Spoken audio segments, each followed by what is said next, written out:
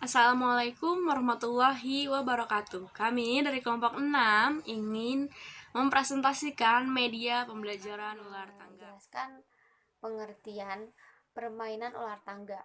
Nah, menurut Melsi tahun 2015, ular tangga adalah permainan papan untuk anak-anak yang dimainkan oleh 2 orang atau lebih. Papan permainan ini dibagi dalam kotak-kotak kecil dan di beberapa kotak digambar sejumlah tangga atau ular yang menghubungkan dengan kotak lainnya.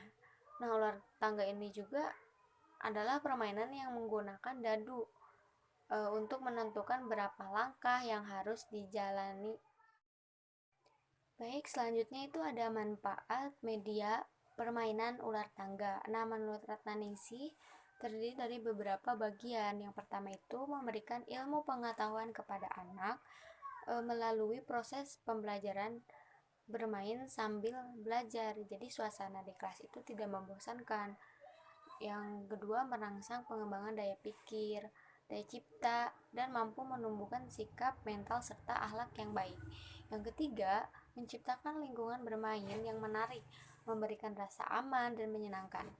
Lalu yang keempat, mengenal kata kalah dan menang. Nah, menang atau kalah itu dalam suatu permainan kan sudah biasa. Sebetulnya anak-anak tidak begitu memahami pengertian menang atau kalah. Mereka hanya mengerti bahwa menang itu hebat. Itulah yang membuat mereka merasa harus selalu menang dalam segala hal. Nah, tujuannya agar anak-anak tidak menjadikan kemenangan sebagai bahan penyombongan diri dan menjadikan kekalahan sebagai pematik kemarahan atau perasaan rendah diri.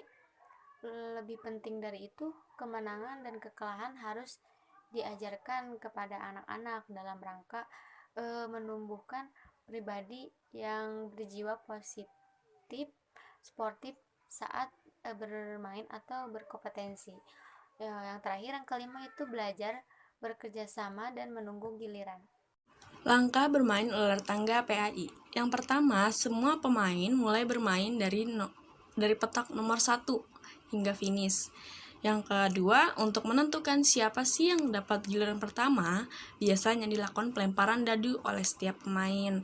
Yang dapat angka tertinggi, ia yang dapat giliran pertama. Yang ketiga, pada giliran mainnya, pemain mendapat giliran untuk melempar dadu dan memajukan beberapa petak sesuai angka hasil lempar dadunya.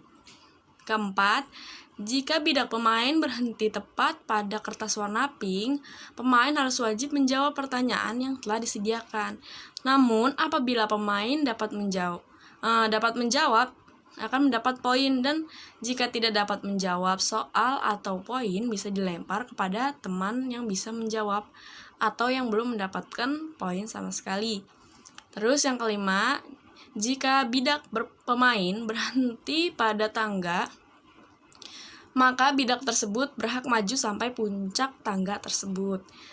Dan yang terakhir atau yang keenam, apabila pemain berhenti pada bidak yang mengandung ekor ular, maka bidak tersebut harus turun sampai pada petak yang ditunjukkan oleh kepala ular tersebut.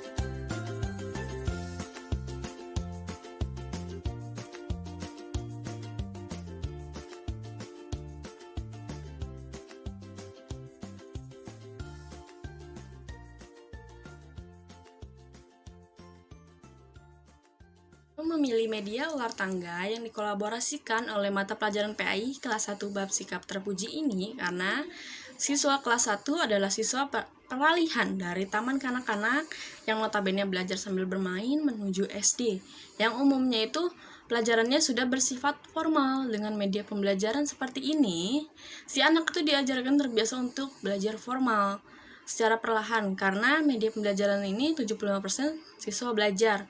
Belajarnya itu seperti belajar menjawab soal secara mandiri, belajar bersabar, belajar berkonsentrasi dengan pertanyaan dan jawaban yang akan dijawabnya ya tentunya. Terus belajar mengantri untuk menunggu giliran, tidak seperti ketika di taman kanak-kanak ya, jika dia ingin bermain atau dia ingin memainkan itu apa yang diinginkan, tinggal ambil gitu ya, tidak seperti itu. Belajar untuk saling membantu juga, dan 25% siswa tetap bisa bermain gitu.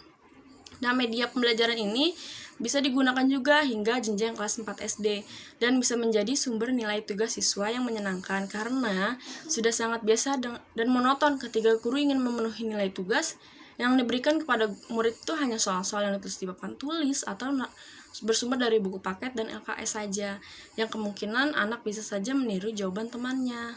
Dan dengan media ini, kita juga dapat mengukur tingkat kejujuran dalam mengerjakan tugas dan tingkat keberhasilan seorang guru dalam mentransfer ilmu. Sekian yang bisa kelompok 6 atau kelompok kami sampaikan. Kurang lebihnya mohon maaf. Assalamualaikum warahmatullahi wabarakatuh.